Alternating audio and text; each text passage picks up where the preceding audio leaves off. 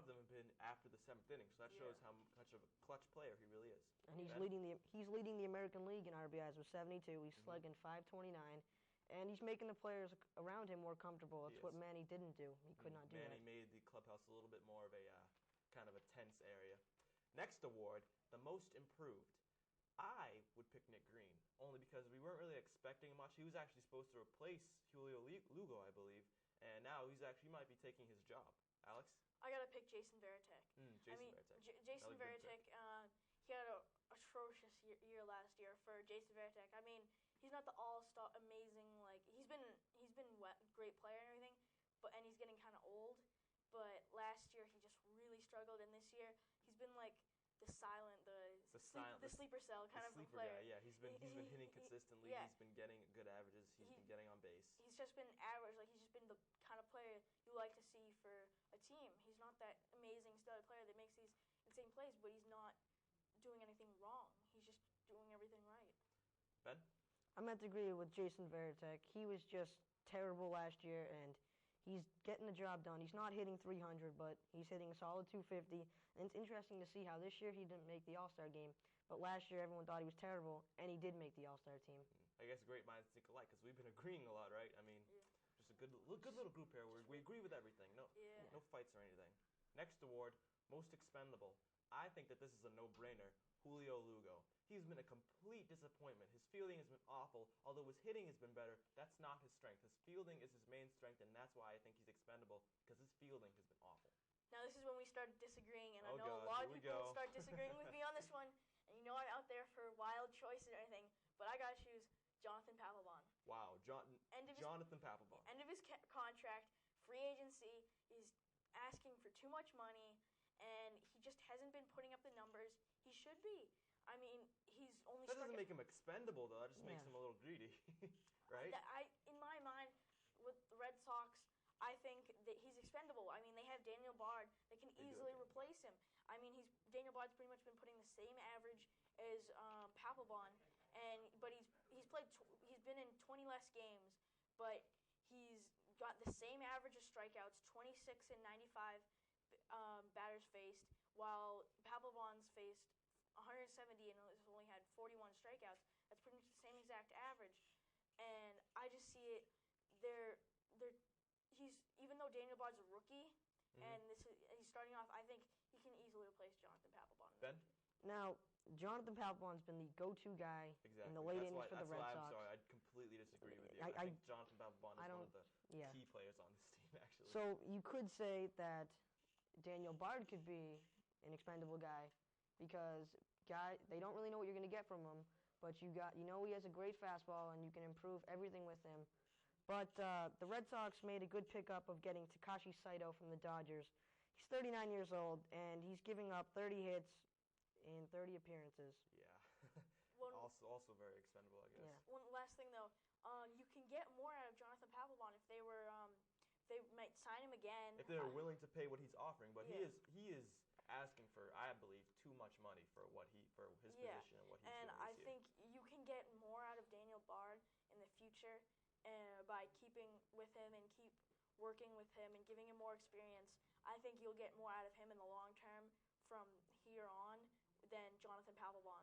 I think he's just gonna start struggling, and he's just gonna be too much money. Like you looked at Matsuzaka. Yeah, I guess. Same thing could easily happen. They pay him and then he starts struggling. All right. Drum roll, please. The last award for the midseason Red Sox, the biggest surprise. I think for the worst biggest surprise, David Ortiz. His hitting has been awful. He started out awful. He was in the worst slump I've seen in a while. He's now hitting better. He's had I believe 7 home runs in 4 games, or the other way around, I forget. But he's just not been playing to what I thought. I did not expect much of David Ortiz this year, I have to admit. Coming off of his age and his injury, I did not expect that much. I didn't expect this. This is awful. Alex? Those magic eye drops. But you got. I'm gonna keep on with the bad surprise, Julio Lugo. It wasn't really his stats that surprised it. It was just the switch of what happened. The Red Sox brought him in. He was not the greatest batter you could choose from, but he was a great fielder, and that's why they really picked him up. But now he's doing terrible in the field with 7 errors already in 32 games. And in 2007, he played in 145 games and only had 19 errors. And last year, he only had 16 errors in about 82 games. So he's already halfway there for both of those things. Right. But now he's become a great batter and not so great a fielder. It's tough to see someone that had such potential Yeah. just completely go down the drain. Now, Ben?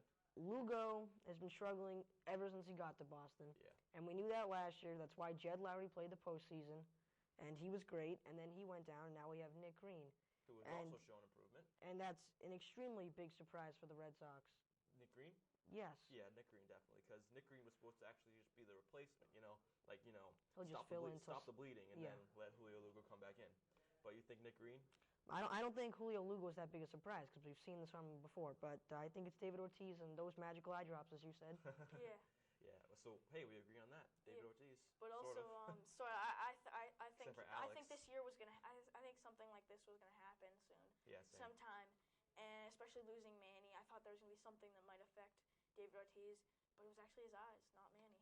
But supporting Julio Lugo is a surprise. His batting average, he's batting 284. That's amazing for Julio Lugo. I mean, he's usually really low on the batting average side, but I just think that's a really big surprise on his part. All right, well, that's all we have here for Back Talk on the Midseason Red Sox Awards. I'm Marcus Jackson, here with Ben Weiner and Alex Friedgood. We're going to toss it over to a special feature by our friend, Danny Shulman. Danny? You? Yes. Interviewing me? Yes. You want to do it? Give me a sec. What you going to ask me? I'm going to ask you a couple Nah, there's too many questions already. What you going to ask me?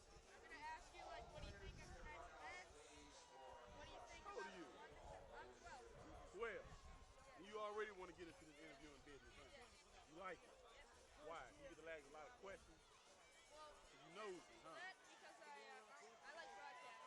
You nosy. You know, all nosy people like broadcasting. That's why I ask a million questions. Yeah. No? Good job. You keep it up, man. I'm going to have an interview with you. Me and you. Well, thanks for the advice, Lawrence. I'm still interested in being a reporter, and I hope you will be able to stay healthy this year. In the meantime, we took in Kevin Fox's charity softball game a few weeks ago in Brockton.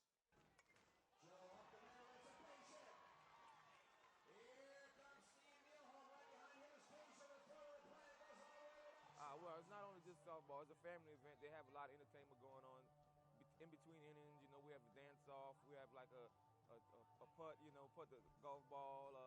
They have Brockton Ross have their own activity that they have going on. So it's real good. This is the third annual Kevin Fox softball game in Brockton, and there is always a big turnout. But all of Fox teammates who show up have a good time on a Saturday night.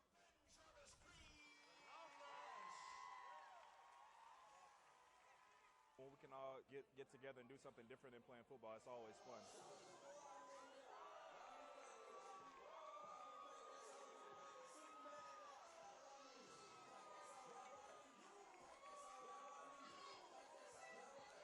Patriots players always draw a crowd of fans, including one that was, well, let's just say, over the top. Well, I've had the helmet tattoo for a couple of years, and I promised myself that if I ever had the chance to meet Teddy Bruschi in person, I was going to ask him to autograph underneath it, and then I was going to go down to a tattoo parlor and have it made permanent, because that's how much I respect the man. He's my favorite.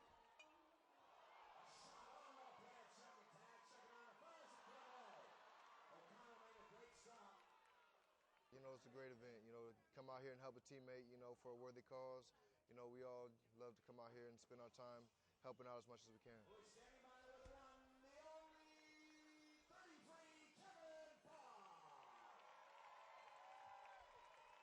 I think it's a great cause.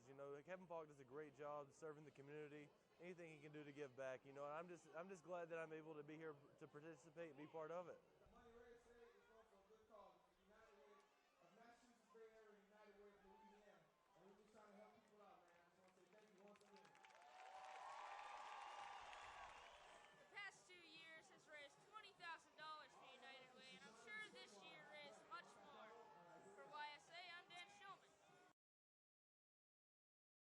Hi, everyone. We're here with